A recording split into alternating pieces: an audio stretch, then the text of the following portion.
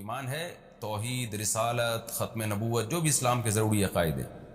اللہ فرماتے ہیں وہ لوگ کامیاب ہو گئے جو مومن ہیں، الذین ہم فی صلاتہم خاشعون، جن کا عقیدہ بھی درست ہو اور اعمال میں کیا ہو، اپنی نمازوں میں خشوع پیدا کرتے ہوں، وہ اپنی نمازوں کے اندر خشوع پیدا کرتے ہوں، دل لگا کے دھیان سے نماز پڑھتے ہوں. کامیاب لوگوں کی قرآن ہمیشہ پہلی علامت جو بیان کرتا ہے نا، وہ یہی ہے کہ عقائد درست اور نماز، عقائد درست اور نماز. کوئی بھی غیر مسلم جب مسلمان ہوگا نا، اپنے سب سے پہلا حکم جو اس کو اسلام کا بتانا ہے، توحید کے بعد اب نماز پڑھو بھائی. یہاں تک علماء نے لکھا ہے کہ آج آپ کے ہاتھ پہ کوئی غیر مسلم مسلمان ہوا، ابھی مسلمان ہوا اور نماز کا ٹائم میں کچھ وقت باقی ہے، اتنا باقی ہے کہ وضو کر کے تکبیر تحریمہ کہہ سکتا ہے وہ، تو اس پہ نماز فرض ہو جائے گی. وہ یہ نہیں کہہ سکتا ابھی تو میں نیا مسلمان ہوں، ابھی تو میں نماز سیکھوں گا. نہیں بھائی، جیسے تیسے ہو، جتنی آتی ہے اتنی شروع کر دے بس، وہ پھر سیکھتا رہے آرام سے، اس کی نماز اللہ قبول کر لے گا. لیکن اتنا ٹائم اگر غیر مسلم کے پاس ہے نا، کہ جیسے فرض کریں کہ مغرب کا ٹائم ختم ہو رہا ہو 7:30 پہ، اور غیر مسلم اسلام ہوا، اسلام اس نے قبول کیا 7:27 پہ، تو 27 منٹ کے بعد 3 منٹ باقی ہیں جس میں وہ وضو کر کے تکبیر تحریمہ کہہ سکتا ہے، اللہ اکبر کہہ سکتا ہے، تو اس پہ نماز فرض ہو جائے گی. اسی طرح جو خواتین حیض اور نفاس کی حالت میں ہوتی ہیں، ان کا مینسز بند ہوئے اور بند ہونے کے بعد اتنا ٹائم ہے کہ وہ غسل کر کے صرف تکبیر کہہ سکتی ہیں، تو ان پہ بھی وہ وقت کی نماز فرض ہو جاتی ہے. اگر نہیں پڑھیں گی تو ان کو قضا کرنی پڑے گی. تو نماز کا بہت اہم مسئلہ ہے. قرآن جگہ جگہ اہل ایمان اور جو کامیاب لوگ ہیں ان کی سب سے پہلی علامت نماز بیان کرتا ہے. تو اللہ نے فرمایا کہ ان کا کام کیا ہے کہ وہ نمازوں میں خشوع پیدا کرتے ہیں، نمازوں کی حفاظت کرتے ہیں. اس کو اللہ نے بعد میں بیان کیا. ابھی تو اللہ یہ بیان کر رہا ہے کہ پڑھتے تو ہیں لیکن کیسے پڑھتے ہیں، خشوع و خضوع کے ساتھ پڑھتے ہیں. تو خشوع میں ظاہری جسم کا خشوع بھی اور باطن کا خشوع بھی. ظاہری خشوع کیا ہے کہ آپ جب نماز میں کھڑے ہوں تو ہلے نہیں آپ. کتنے لوگ ہیں نماز میں کھڑے ہو کے ہر وقت داڑھی کو یوں کرتے رہتے ہیں، کوئی کھجاتا رہتا ہے. بعض لوگ سعودی عرب جاتے ہیں، وہاں عربوں کو دیکھتے ہیں تو وہ کوئی ہل رہے ہوتے ہیں تو کہتے ہیں تو مکہ میں یہ اتنا ہل رہے ہیں نماز میں، تو شاید یہی سنت طریقہ ہوگا. غلط ہے بھائی، وہاں کے علماء بھی اس عمل سے منع کرتے ہیں. تو ایسا نہیں ہے کہ کسی عربی کو آپ نے کوئی بھی دیکھ لیا تو وہی اسلام بن گیا. وہ نمازوں میں آپ کو خشوع پیدا کرنے کی ضرورت ہے، اور خشوع میں ظاہری خشوع بھی باطنی خشوع بھی. اور ظاہری خشوع یہی ہے کہ آپ آرام سے اطمینان سے نماز پڑھیں، جلدی جلدی نہ بھاگیں اس میں. اور جو اٹھک بیٹھک لوگ لگا رہے ہوتے ہیں، بعض لوگوں کو دیکھا ہے رکوع میں جانے کے بعد قوما میں جانے ابھی کھڑے نہیں ہوتے، ایک دم ڈائیو مارتے ہوئے جناب وہ سردے میں چلے جاتے. میں نے گاؤں میں نماز پڑھائی، میں رکوع میں گیا تو لوگ بھی رکوع میں گئے، پیچھے گاؤں کے لوگ. میں جب سمیع اللہ لمن حمیدہ کہہ کے کھڑا ہوا ہوں تو ابھی میں صحیح طرح کھڑا ہوا نہیں کہ میں نے پبلک کو دیکھا وہ آدھی سے زیادہ جو مقتدی تھے نا وہ سجدے میں پہنچ چکے ہیں.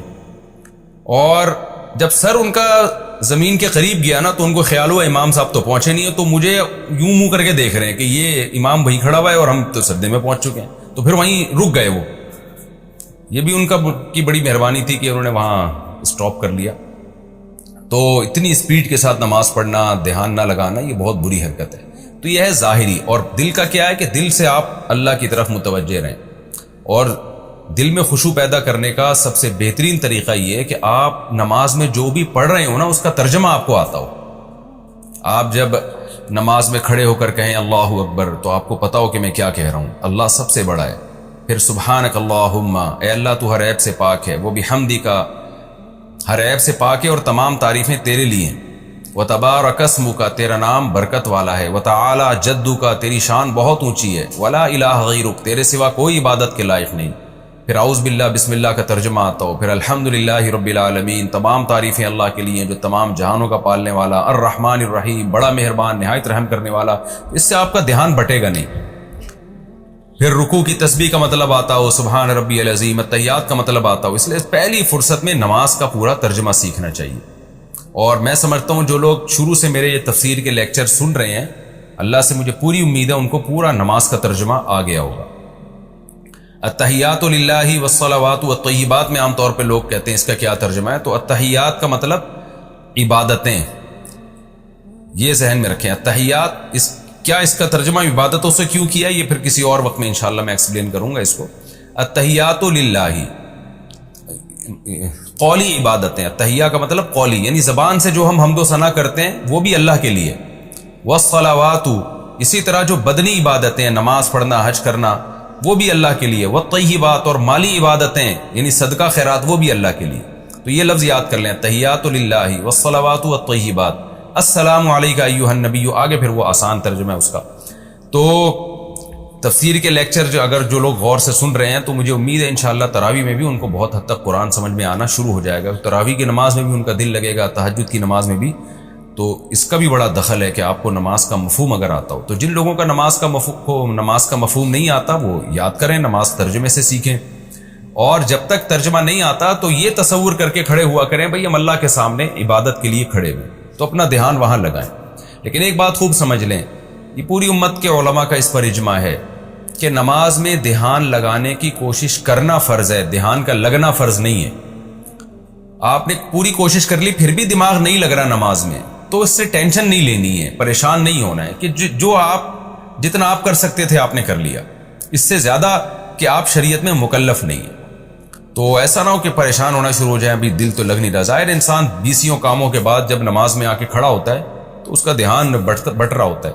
اور علماء نے یہ بھی بیان کیا ہے کہ نماز سے پہلے جو اللہ نے سنتیں رکھی ہیں نا، فرض نماز سے پہلے، اس میں بڑی حکمت یہی ہے کہ سنتوں کی وجہ سے آپ کا دھیان جو ادھر ادھر گیا ہوا ہے نا، وہ بٹ کے سنتوں میں نماز کی طرف کچھ آ جائے گا، اللہ کی طرف. پھر جب آپ فرض کریں گے تو مکمل دھیان آپ کو نصیب ہوگا. ڈائریکٹ آ کے فرض کی نیت باندھ لیں گے تو یعنی کیا کیا مسائل لے کے انسان آیا ہوا ہوتا ہے اور وہ اسی طرح سے نماز میں نیت باندھ لیتا ہے، تو پھر دل نہیں لگتا اس کا نماز میں. تو اللہ نے اہل جنت کی پہلی علامت بیان کی کہ وہ نمازوں میں خشوع پیدا کرتے ہیں. پھر فرمایا والذین هم عن اللغو معرضون، یہ وہ لوگ ہیں جو لغویات سے اعراض کرتے ہیں، فضول باتوں سے بچتے ہیں. لغو کسے کہتے ہیں؟ لغو کا اصل ترجمہ ہے غیر مفید، وہ چیز جس کا کوئی فائدہ ہی نہیں ہے. اب نقصان ہے یا نہیں؟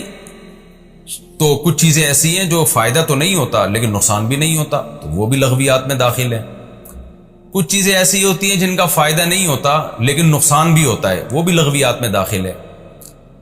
پھر کچھ چیزیں ایسی ہوتی ہیں جن کا فائدہ نہیں ہوتا لیکن نقصان ہوتا ہے، مگر ہوتا دنیاوی ہے، آخرت والا نقصان نہیں ہوتا، تو وہ بھی لغویات میں داخل ہے. اور کچھ چیزیں ایسی ہوتی ہیں کہ جو فائدے مند تو نہیں ہوتی لیکن ان کا نقصان آخرت میں ہوتا ہے، دنیا میں نہیں ہوتا، یہ بھی لغویات میں داخل ہے. اور کچھ چیزیں ایسی ہوتی ہیں جو فائدے مند تو نہیں ہوتی لیکن ان کا نقصان بھی ہوتا ہے، اور دنیا کا بھی نقصان اور آخرت کا بھی نقصان. تو اس لیے لغویات میں 4 چیزیں داخل ہیں، خوب سمجھ لیں. لغویات کی ڈیفینیشن کیا؟ فائدہ نہ ہو اس کا، یہ تو اس کی ڈیفینیشن ہے.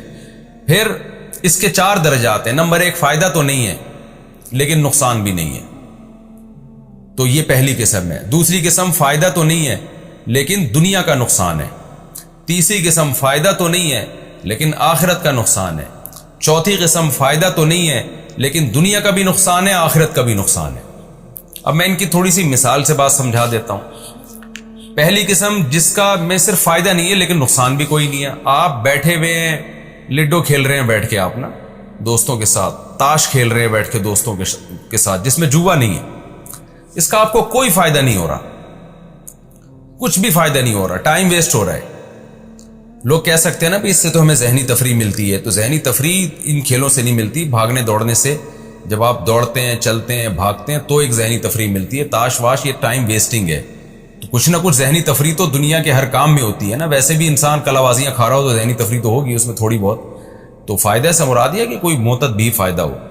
اور فائدے کا مطلب یہ ہوتا ہے کہ ایسا یعنی مفید کام جس میں آپ کو کوئی صحت مل رہی ہو، یا یہ چیز بعد میں آپ کے ترقی کا ذریعہ بن سکتی ہو.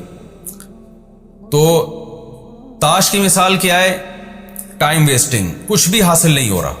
لڈو کھیل رہے ہیں بیٹھ کے، یا تو بیگم کے ساتھ کھیل رہے ہو نا، گھر والوں کے ساتھ کھیل رہے ہیں، اس سے بیوی بچوں میں محبت بڑھتی ہے. لوگ بچے سمجھتے ہیں کہ ہمارے ابو کچھ ہمارے ساتھ جو ہے نا لائف کو گزار رہے ہیں، کچھ ہمارے بھی کھیل میں شریک ہو رہے ہیں.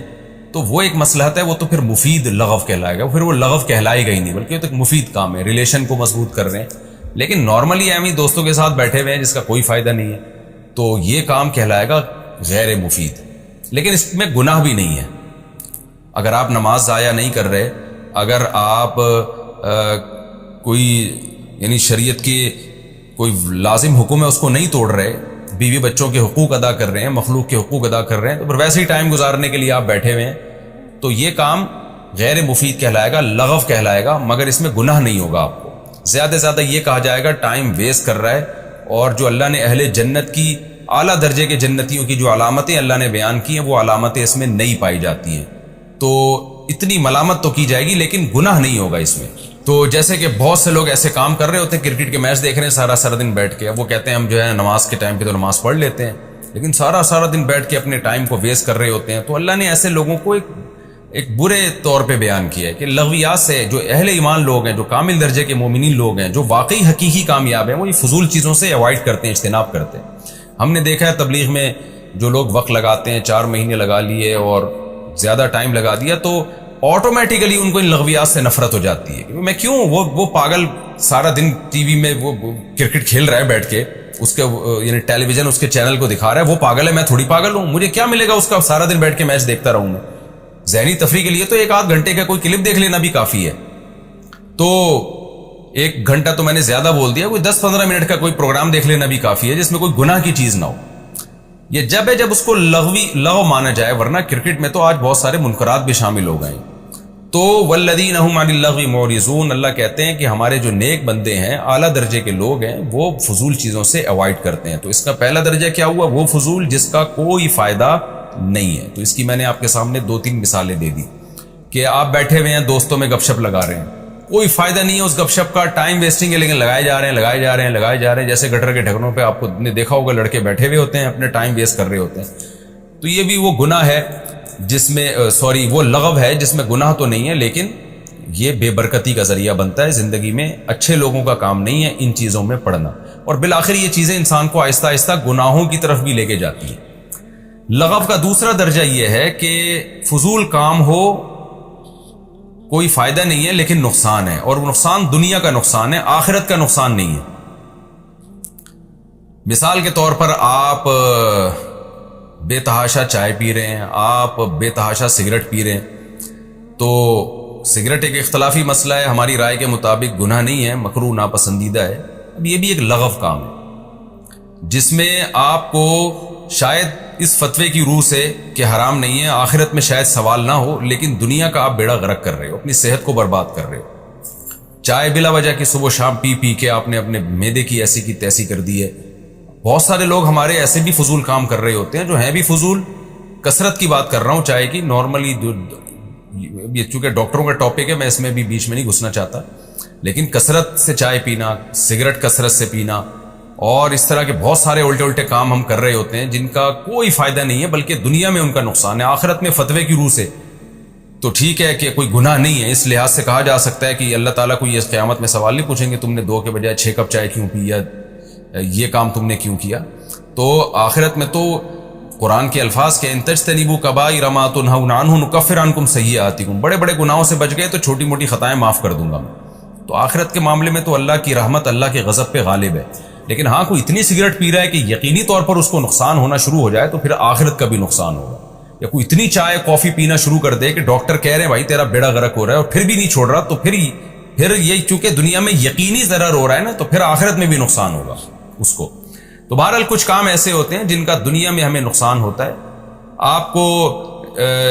آپ زیادہ پیسے کما سکتے تھے دنیا کے لیے، لیکن آپ ٹائم ویسٹ کر کے نہیں کما رہے، تو آخرت کا اس لحاظ سے نقصان نہیں ہے کہ اللہ آپ سے سوال نہیں کرے گا تو نے اتنا پیسہ کیوں کمایا، اتنا کیوں نہیں کمایا، لیکن دنیا میں نقصان ہوگا، لوگوں کے تانے ملیں گے آپ کو، اور لوگ الٹی باتیں کریں گے آپ کے بارے میں، اور سست کے تانے ملیں گے آپ کو۔ تو ایسے بہت سارے کام ہیں جن میں ہمیں کرنے سے دنیا کا نقصان ہوتا ہے مگر آخرت کا نہیں ہوتا۔ آخرت کے نقصان کا مطلب یہ ہے کہ سزا نہیں ملے گی آخرت میں، لیکن یہ والا آخرت میں نقصان ہوتا ہے کہ آپ دنیا کے نقصان سے بچ کے آخرت میں بھی اونچے درجات حاصل کر سکتے تھے، ان درجات سے آپ محروم ہو جائیں گے۔ بہرحال جیسے ایک آدمی زیادہ پیسہ کما سکتا تھا تو زیادہ صدقات و خیرات کرتا، اب دنیا میں زیادہ پیسہ نہیں کما رہا سستی کی وجہ سے، تو آخرت میں یہ نقصان تو ہوا کہ اس کی ترقی نہیں ہوگی جتنی مالداروں کی ہو رہی تھی، صدقات و خیرات کا ثواب اس کے اعمال میں نہیں ہوگا، یہ نقصان تو ہوگا، لیکن میری مراد نقصان سے یہ کہ اس کو سزا ملے، تو سزا نہیں ملے گی اس کو قیامت کے دن۔ تو جب میں کہہ رہا ہوں نا کہ آخرت میں نقصان نہیں ہوگا، اس نقصان سے میری مراد ہے جہنم میں نہیں ڈالا جائے گا، اس کو سزا نہیں ملے گی، باقی جنت کی ترقیوں میں جو نیچے آئے گا وہ نقصان تو ہے، تو یعنی ترقی کے لحاظ سے جو نیچے آئے گا۔ تو دوسرا درجہ کیا ہوا؟ وہ کام آپ کر رہے ہیں لغو میں جس میں دنیا کا کوئی فائدہ نہیں ہے، لیکن بلکہ دنیا کا نقصان ہے، تو یہ لغو جو ہے یہ بھی اہل ایمان اس سے بھی اجتناب کرتے ہیں۔ تیسرا اس سے اوپر کا درجہ کیا ہے کہ وہ لغو کام کرتے ہیں جس سے دنیا میں تو نقصان نہیں ہو رہا لیکن آخرت میں نقصان ہو رہا ہے۔ تو یہ تمام حرام کام، رشوت لے کے پیسے کما رہے ہو آپ، اور جو مختلف طریقوں سے آپ ناجائز، یا فرض نماز چھوڑ کر آپ کسٹمر کے پاس بیٹھے ہوئے ہو تاکہ کسٹمر کا رش ہے تو پیسہ زیادہ کما رہے ہو، تو یہ وہ چیز ہے جس سے دنیا تو آپ کو حاصل ہو رہی ہے لیکن آخرت کا بیڑا غرق ہو رہا ہے، تو یہ چیز بھی لغو میں داخل ہے۔ اور چوتھا وہ کام جس سے آخرت بھی جا رہی ہے دنیا بھی جا رہی ہے اور اس کا فائدہ بھی نہیں ہے، تو وہ تمام کام جس سے دنیا بھی جا رہی ہے، وہ تمام گناہ، بہت سے نشہ کرتے ہو آپ، چرس پیتے ہو، آئس لیتے ہو، ہیروئن پیتے ہو، یہ دنیا کا بھی بیڑا غرق اور آخرت کا بھی بیڑا غرق۔ تو یہ تمام کی تمام چیزیں اللہ کہتے ہیں اہل ایمان جو ہیں ان تمام کی تمام لغویات سے اعراض کرتے ہیں۔ تو آج سے عزم کر لیں ہم ان تمام لغویات سے اعراض کریں گے۔ ہاں وہ لغو جو دیکھنے میں لغو لگتا ہے حقیقت میں لغو نہیں ہے، وہ کون سا لغو ہے کہ آپ ایسا کام کر رہے ہو جس کا بظاہر فائدہ نہیں ہے لیکن بعد میں اس کا بڑا فائدہ ہے آپ کو۔ جیسے بعض دفعہ انسان بہت تھک جاتا ہے دماغی کاموں سے، دوستوں کے ساتھ بیٹھا ہوا ہے گپے مار رہا ہے، اب دیکھنے میں تو لگے گا کہ جی یہ تو فضول ٹائم ویسٹ کر رہا ہے، لیکن وہ ٹائم ویسٹ نہیں کر رہا بلکہ وہ اپنے دماغ کو ریلیکس کر رہا ہے تاکہ آگے دماغی کام کر سکے۔ وہ جو لوگ سارا دن صرف سونا جاگنا اور پڑھائی کے علاوہ ان کا کوئی کام ہی نہیں ہوتا، تو میں نے دیکھا ان کی اوپر کی سیٹنگ آؤٹ ہو جاتی ہے، وہ کھسک جاتے ہیں۔ تو اس لیے اس انسان کو اپنی زندگی میں مزاح بھی چاہیے، تفریح بھی چاہیے، گپ شپ بھی چاہیے، آؤٹنگ بھی چاہیے۔ تو یہ تمام کام اگر آپ اس نیت سے کرتے ہیں، دوڑنا، بھاگنا اور طنز و مزاح کرنا، بعض دفعہ انسان شاعری سنتا ہے اپنے ذہن کو ریلیکس کرنے کے لیے، تو یہ تمام کام جو انٹرٹینمنٹ کے کام ہیں، اگر اس انٹرٹینمنٹ کے پیچھے کوئی اچھا جذبہ ہے کہ اپنے دماغ کو میں غیر ضروری تھکاوٹ سے بچاؤں تاکہ میرا دماغ مفید کاموں میں استعمال ہو سکے، تو پھر یہ کام صرف جائز نہیں ہے بلکہ باعث ثواب ہے۔ یہ پھر وہ لغو میں دیکھنے کی حد تک ان کو لغو کہا جائے گا، حقیقت میں وہ لغو ہے ہی نہیں۔ والذین هم للزکاة فاعلون، اللہ فرماتے ہیں یہ وہ لوگ ہیں جو زکاتوں کو ادا کرنے والے ہیں۔ اس کی دو تفسیریں کی گئی ہیں، دو کیوں کی گئی ہیں یہ میں آپ کو بتا دوں۔ زکوٰۃ کا لفظی ترجمہ تو زکات ہی ہے، اب بہت سے علماء نے کہا کہ بھئی اس سے زکات مراد ہے، کہ کیونکہ قرآن کہہ رہا ہے والذین هم للزکاة فاعلون، یہ زکاتوں کو ادا کرنے والے ہیں، اور ان کی دلیل یہ بھی ہے کہ قرآن ہمیشہ نماز کے ساتھ زکوٰۃ کا تذکرہ کرتا ہی کرتا ہے، کبھی ایسا ہوا نہیں ہے قرآن میں کہ نماز آئی ہو زکوٰۃ نہ آئی ہو ساتھ میں، تو یہ کیسے ہو سکتا ہے اس موقع پہ اللہ نماز کا تذکرہ کریں زکوٰۃ کو چھوڑ دیں؟ لہذا انہوں نے یہ تفسیر کی کہ بھئی یہ زکوٰۃ سے زکوٰۃ ہی مراد ہے۔ اور جو حضرات کہتے ہیں کہ نہیں جی اس سے زکوٰۃ مراد نہیں ہے، ان کی دلیل یہ کہ یہ تو مکی صورت ہے اور ابتدا میں نازل ہوئی ہے، تو اس وقت تو زکوٰۃ فرض ہی نہیں ہوئی تھی، زکوٰۃ تو مدینہ میں فرض ہوئی ہے، تو یہ کیسے ہو سکتا ہے کہ جو چیز فرضی نہ ہوئی ہو اللہ اس کا تذکرہ پہلے سے کر دیں؟